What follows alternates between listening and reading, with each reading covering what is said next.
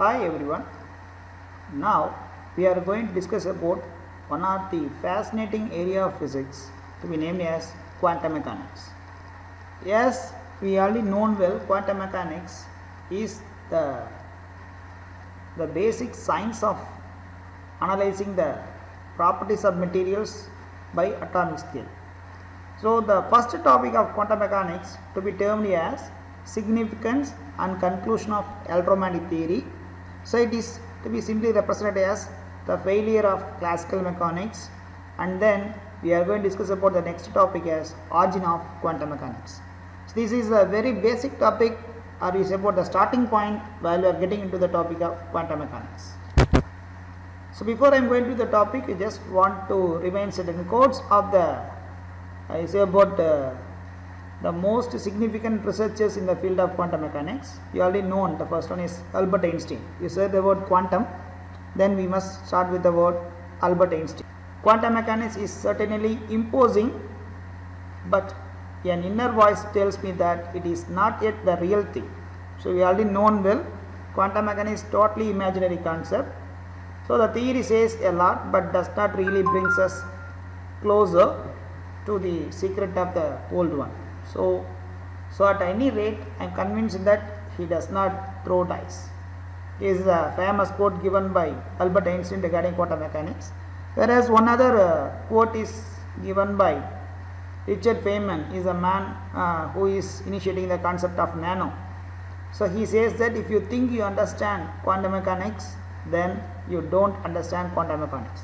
It means that we should not be focused on just understanding of quantum mechanics. Instead of that, you should work on it.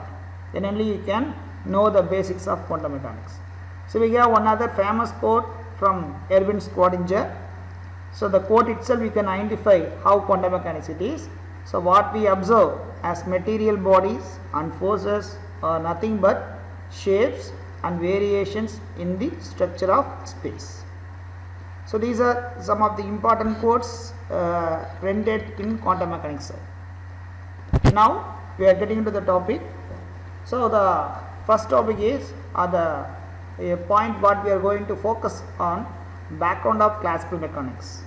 So you already known well classical mechanics is otherwise to be named as Newtonian mechanics, because there are three famous laws which rules classical mechanics are Newton's first law, second law and third law. Likewise thermodynamics, wave theory of optics and Maxwell's electromagnetic theory. So all these four mechanisms are involved in classical mechanics. So classical mechanics is widely used to explain wide range of phenomena in the universe at macroscopic level. Whereas if we go for microscopic level, this theory fails, especially if you go for proton atom scattering and flow of electrons in the semiconductors. It was noticed that the classical mechanics have no more clues on what is happening inside the material, because of it's a macroscopic system which explains the concept in macroscopic level, whereas we need one other mechanism to be named as quantum mechanics, so to explain the concept of physical phenomena in atomic scale level. So the principles of natural phenomena have been studied by philosophers and scientists both since the beginning of historical science. So period to 20th century, the dominant world view was based on classical physics or classical mechanics, which led to the word determinism.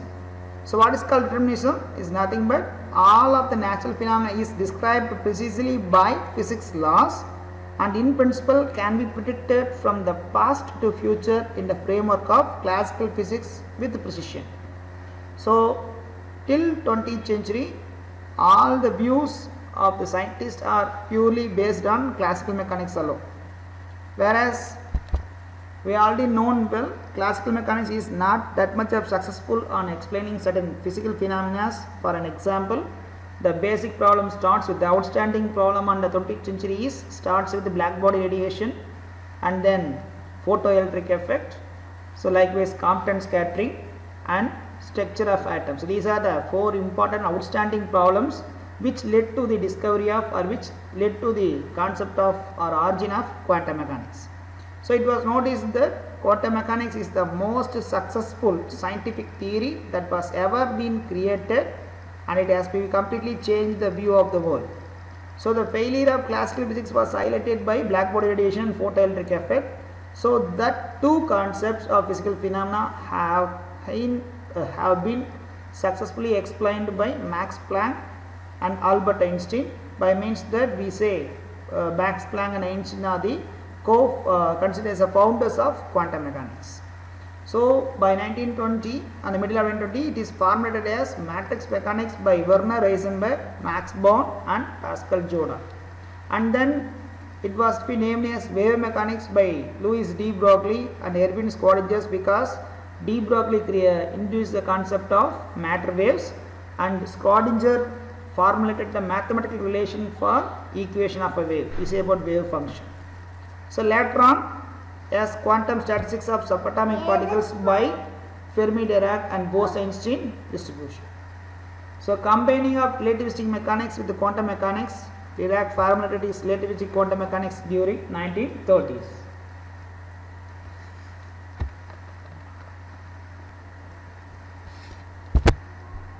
So the origin of quantum mechanics have to be formulated like this. Uncertainty principle is the cornerstone of quantum mechanics, and then the role of randomness in microscopic physical process, which shatters the myth that the universe is deterministic. So quantum world is unpredictable in the classical sense and demolishes the idea of an objective universe.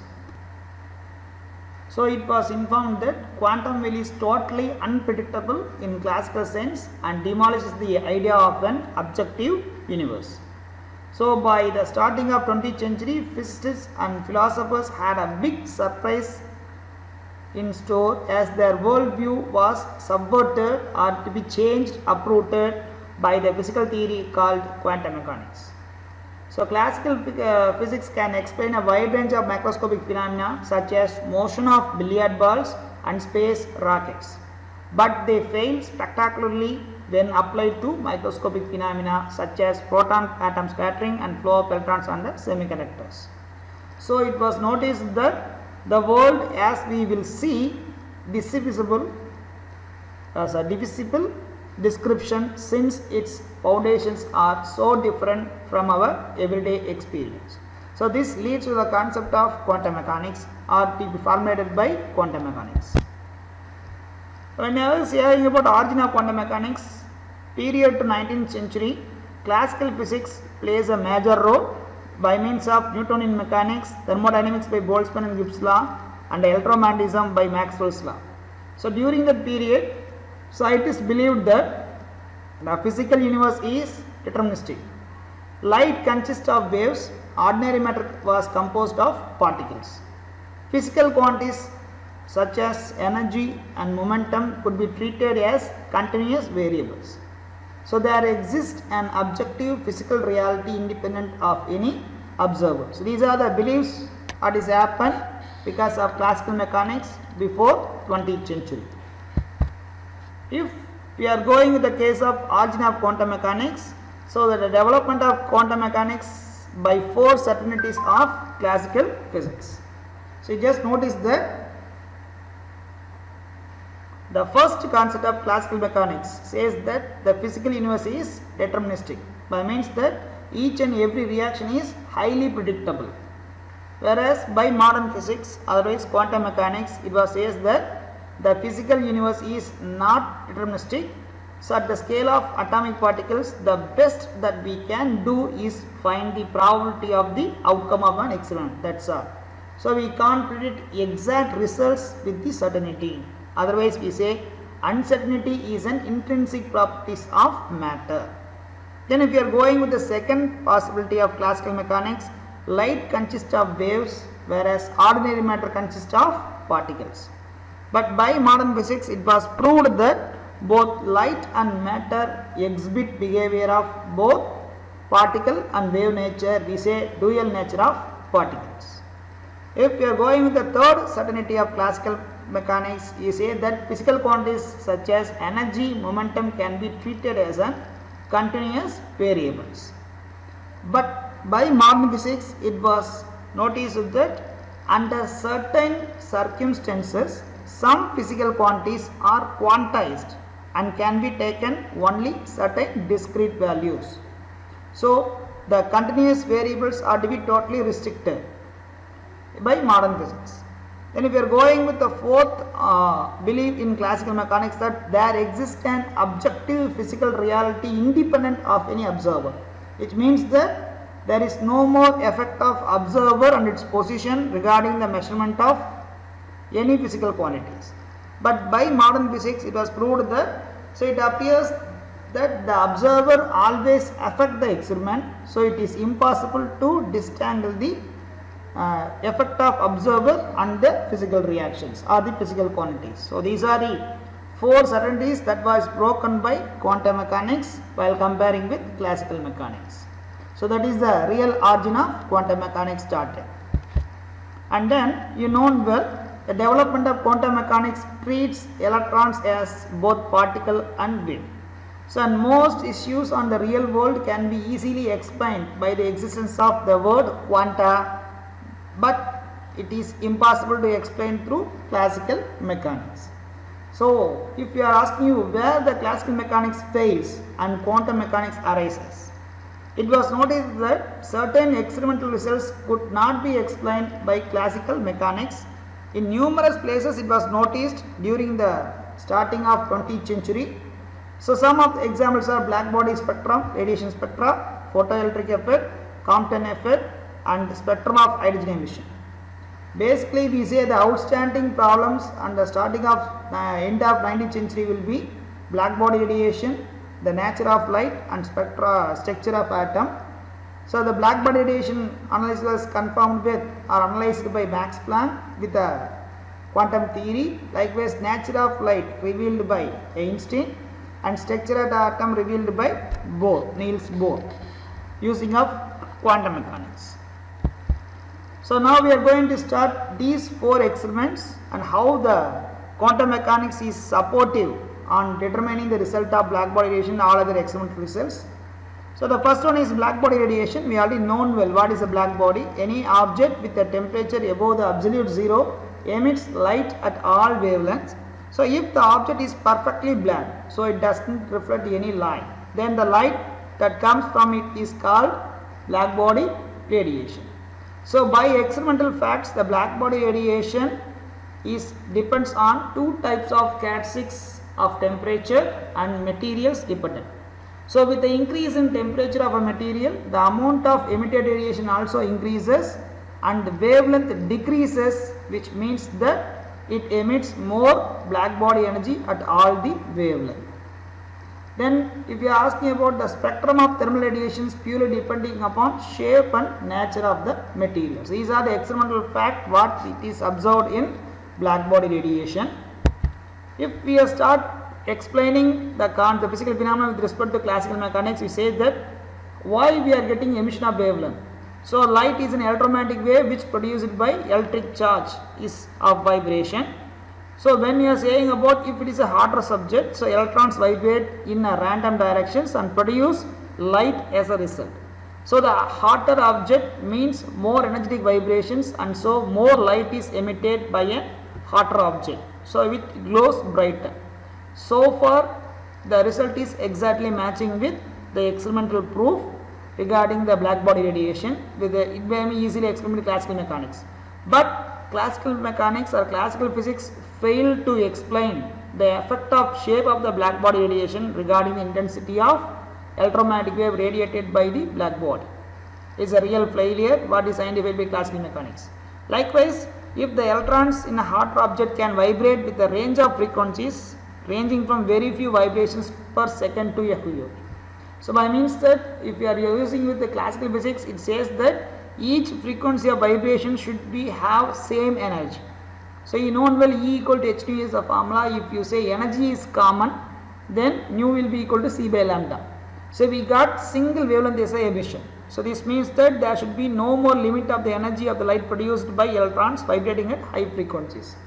But it was noticed by experimentally that the black body spectrum always become smaller by means shorter wavelength with high frequency. So this is the real failure on explaining the black body radiation using of classical physics. And if you are Having with the case how to explain black body radiation. So by 1900, Max Planck came with a solution that he proposed the concept of the classical idea that each frequency of vibration should have the same energy must be wrong. Then he proposed that the energy comes from the hotter body in form of clumps. So he called a clump of energy as quantum with an energy equivalence of E equal to h nu, or you say h into f. So Planck said that an electron vibrating with the frequency of f could only have an energy of integral values of h nu. So at higher frequencies the amount of energy in a quantum is so large that the high frequency vibrations can never get going. So this is why the black body spectrum always becomes smaller at high frequencies. So this theory exactly supporting with the experimental results what we got from a black body radiation. So this is the real proof what we got by started using of quantum mechanics. Then the second outstanding problem at the starting of the 20th century will be photoelectric effect, that was solved by Albert Einstein. So by means that he got the Nobel Prize. So what is called photoelectric effect is nothing but whenever the electron, whenever the light waves incident on the metal is about the cathode material, so there is a chance of the cathode absorbs the energy. After the absorption of energy it start emitting it, because once absorption is over, that energy incident on the cathode will be transmitted as a kinetic energy. By means that the electrons will be ejected from the cathode, it move towards anode. So by means that we are expecting movement of charges are there from cathode to anode, so that to be named as photocurrent. So when light shines on the surface of a metallic substance, electrons in the metal absorb the energy of the light and then they can escape from the metal surface. This to be named as photoelectric effect. So the photoelectric effect was fairly a new topic at the turn of 20th century, but it was noticed in the year of 1839 and studied rigorously by Hertz in the year of 1887. So there are two important observations from photoelectric effect. The first one is the photocurrent is proportional to the intensity of light, and then the second one is the maximum energy of the emitted electrons is proportional to the frequency of the emitted light, and there is some minimum frequency below which no photocurrent is generated. So these two are the important observations noticed by photoelectric effect. If you just think about the case of, we already known well, while there is increasing of intensity, the amount of photons in the light energy is increasing, by means that we have a chance of more number of electrons will be ejected from the system. So that is possibly explained by classical mechanics. It's possibly explained by classical mechanics. Whereas if you go with the case of the second, according to classical electromagnetic theory, the frequency should play no more role in describing the energy transfer of light to the electrons. So you just notice that the graph between the frequency of the light versus the energy E maximum, how much of energy transmitted from cathode to anode, you just notice that the graph is steeper. So it says that with respect to the increasing of frequency of light, there is increasing of energy will be there. But it was noticed that we are getting the same type of plot for most of the metal, or even you say all the metals, which is emitting of, which is to be acted as a emitting electrode. Further, different metals would result in different minimum frequencies. That's very important. Each and every metal have its own minimum frequencies. Till that frequency, there is no more movement of electrons are there. Whereas once the frequency is more than the minimum frequency, then the movement will be increasing. So this type of plot is universal. It may be expected with all type of electrodes emitting electrons. It's about photocathodes. So by following Planck, Einstein postulated that the electromagnetic theory energy was carried by discrete packets of psi E equal to h nu. He said the word quanta. So we say that he is saying that in photoemission experiment, the light came in the form of particles which would later come to be called as photons.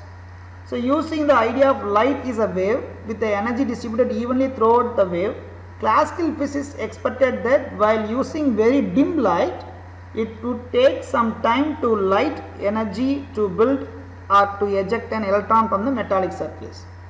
But by experiments it was noticed that if a light of certain frequencies can eject electrons from the metal, and it makes no more difference how dim the light it is. So it never means with how much of high intensity or low intensity of the light is exposed over it. Instead of that, it does matter with what about the frequency of the light wave. So this happened without any more time delay. So by using of these things, it was noticed that classical mechanics or classical physics failed to explain photoelectric effect. Instead of that, quantum mechanics by means of particle nature of the light proves the gives a solution of how we getting ejection of electrons. So likewise, you know well, the incoming photons must have a minimum energy before the photocurrent is seen. You saw now E equal to h nu is the formula. So EB represent how much of the minimum energy of the electromagnetic wave required to go for photoelectric effect. So these things are possibly explained by quantum mechanics instead of classical mechanics. So this theory gives this explanation provides with a Nobel Prize for Albert Einstein. So the third one is Compton effect. So we already known well, whenever X-rays are incident as a high frequency electromagnetic waves are incident on the electron, if you consider classical mechanics, it is acted as a wave. So what we are expecting, nothing will be happening of. So when a high frequency electrons electromagnetic wave is incident on the electron, we couldn't expect any more change in wavelength of the incident photon, incident light. But by Compton experiment, it was noticed that we are expecting the change of the wavelength of the electromagnetic wave. Likewise, the electrons get recoiled. So this experiment doesn't support it with the classical mechanics or classical theory. So quantum mechanics plays a major role. So Compton explained the concept of what is happening in the system. So he noticed that the light waves have its own energy equal to h nu. When it is incident on the electron, the energy is absorbed by the electron, by means that the scattered electron is about scattered light waves having less amount of energy than the incident. So we already known well E equal to h nu is the formula, nu will be c by lambda. So you say energy is higher means wavelength is lower. If we are supported with a lower shorter wavelength with high energy or high frequency electromagnetic wave to the electronic system, you must notice that due to absorption of due to the releasing of energy with the electron, the energy of the electromagnetic wave get decreased. It means that it become longer wavelength. So you notice that here in the diagram, a blue represent shorter wavelength electromagnetic wave. After the energy is absorbed by the electron start moving from one end to opposite end. So by means that it gone with recoiling effect. So electron start moving. The target electron at the rest position start moving because of absorption of energy. Likewise, due to the releasing of its energy, the energy of the electromagnetic wave get changed by means of it become from shorter wavelength to longer wavelength, which is represented as red color. So this Compton effect is possibly explained by means of light consists of particle nature. So this experiment also successfully explained only by quantum mechanics but not by classical mechanics. So the Compton explained his experiment results by postulating that incident X-rays beam is an assembly of photons having energy equal to h nu. So these photons make collision with the free electrons in the scattering target. So the scattered radiation consists of recoiling photon and emerging from the target. So the incident photon transfers some of its energy to the free electron during collision. So scattered photon must have reduced energy. So it means scattered photons have larger wavelength than the incident photon. So this explains the wavelength shift in spectrum of Compton effect. So this is the success of quantum mechanics. The fourth important problem in the starting of 20th century will be the structure of atom. So till the end of 19th century, the picture of structure of atoms was becoming clear. So So the mostly used work for Rutherford. So till that starting of 20th century, there is no more clear picture about the structure of atom was identified. By Niels Bohr, by using of quantum theory, he started explaining the concept. So the atom was viewed as a miniature solar system. So a massive positively charged nucleus which is analogous to the sun with negatively charged electrons orbiting around it, which is similar to the planets. So the two parts are held together. Two parts means both positively charged nucleus and electrons are held together by electrostatic attraction between the charges, because you say nucleus is positively charged whereas electrons are negatively charged. So this was an appealing picture because attractive electrostatic force has the same r power minus r squared dependence as the force of gravity that attracts the planets to the sun. So you say Newton's law of gravitation is the same formula you are applying here with two charges, Coulomb's charge of attraction. So both are similar. So taking a classical approach, it would appear that the theoretical problem had already been solved. So if you are saying about the case from a classical point of view, we might expect the electrons to move in stable orbits with the continuous range of energies, angular momenta and orbital sizes possibly. So there are two major problems with atom as a solar system picture by explaining through classical mechanics. If you say electromagnetic theory tells that an accelerating electron will give off radiation and lose of its energy. So if you consider the electron is start revolving around the positively charged nucleus, it was noticed that when the electrons on its rotating around the nucleus start emitting of radiation. So once it start emitting of its radiation, means losing of its energy. Because of losing of its energy, its orbital level get decreased and fine stage is getting into the proton. So as the electron loses its energy, it would be spiral down until it eventually crashes into the nucleus. So the classical picture leads to atoms that are not stable, because once electrons start rotating over the nucleus, after some times it get back to the proton itself. So it says that the number of electrons in the system remains unstable, so the total atom will be unstable. So the physicists calculated what may be the time that the electron loses its energy by spiral down and getting into the proton. It will be around 10 power minus 12 seconds. But as of the practical experience, it was noticed that there is no more. You say about the very famous hydrogen atom H2 have only 2 electrons on its first orbit. It is highly filled orbit level. So it is an highly stable atom. So by use of classical mechanics, we couldn't explain the concept of atom as a solar system picture. Likewise, the second problem is, we already known well the electrons on the orbit have same amount of energy. Then if you go with the emission spectra of hydrogen, we are expecting, as per classical mechanics, it was expected that we are getting only one emission spectra.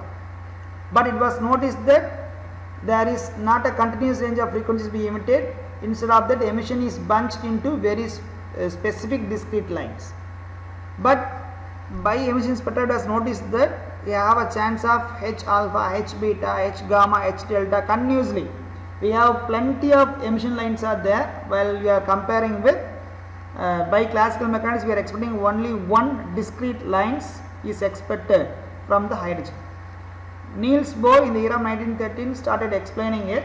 So in the Bohr atom model of the hydrogen atom, so there are only certain allowed orbits, and each allowed orbit has a certain radius and certain energy. So this is the concept what we explained regarding the quantum mechanics. Certain points we are making of quantizing the values. So Bohr invented a rule that allowed him to calculate size and energy of each orbit. So Bohr's rule says that 2 pi times of MER, mass of the electron, V is the electron orbital speed, and R is the orbit radius. The product of all these things will be equal to N is the integer into H. Otherwise you say H is the Planck's constant. So his rule says that MVR will be equal to NH by 2 pi. It means that the product of mass of electron mass and orbital speed and the orbit radius will be a constant one, because you know h is a constant, 2 pi is also a constant, n is an integer. So n represents the first orbit, n equal to 1, second orbit is n equal to, like that. So it is confirmed that an electron in an orbit have a constant angular velocity and with constant orbit radius. So that is the thing what he says, that Bohr did not explain why. It's because of he just proposed a new law of nature, and otherwise they say nature agreed with the Niels Bohr. So his new model of hydrogen gave wavelengths of hydrogen gas that precisely agreed with what was measured by the experimental procedure. So Bohr used the quantization ideas of Planck and the picture of photons provided by Einstein. So by following of Planck and Einstein, structure of a hydrogen atom is derived by Niels Bohr. We say even Niels Bohr's atom model, is also a failure model on explaining certain concepts, because we say circular orbit, electrons are revolving around the circular orbit. That is a basic issue with Bohr's atom model. But then after Bohr's atom model, it is confirmed with the quantum atom model is the final matter of structure of atom, where we just introduced 2 more concepts. Instead of Bohr's atom model is azimuthal quantum number and then spin quantum number. So till today we say Bohr's atom model is the basic model of explaining a structure of atom. So the elements of Bohr's atom model representing by using of quantum mechanics, the electron in hydrogen atom moves in a circular orbit about the proton, is a nucleus, proton and neutron, under the influence of Coulomb attraction by obeying the laws of classical mechanics. This is the first significance given by Bohr regarding atom model. And the second one is, instead of the infinity of orbits, it should be possible. So electron instead of limited to orbits for which the angular momentum is quantized in multiples of h by 2 pi. So we are just defining the we are just quantizing the energy of each and every orbit. So by means of we are quantizing the energy of electrons on each and every orbit. So even though the electron is being accelerated constantly in an orbit, it does not emit any electromagnetic radiation, because once the electron start emitting up radiation means it losing of its energy. Once start losing of its energy represents it just the radial orbital goes on decreasing along with the decreasing of orbital velocity, by means that it come back to nucleus as what we explained in classical mechanics, but that is a failure one. So for that case, Bohr explained that when an electron with fixed orbit start revolving around the nucleus in a circular orbit, it never emits any more radiation. Instead of that, whenever you are supplying energy to the system, the electrons from the particular orbit will go to the next higher level by absorption of energy, and then it come back to its ground state by emission of the energy difference between the 2 nearby orbits. So that is the explanation given by the 4th element of Bohr's atom model. Correct? So these explanations are successfully given by following of quantum mechanics. So these are the 4 important significant results achieved in the starting of 20th century, by means that the studies on quantum mechanics, studies on each and every part of physics or part of science are started explained by using of quantum mechanics, and it started with dramatic development in quantum mechanics. So I think you understand this topic well. We will meet with you next topic. Thank you.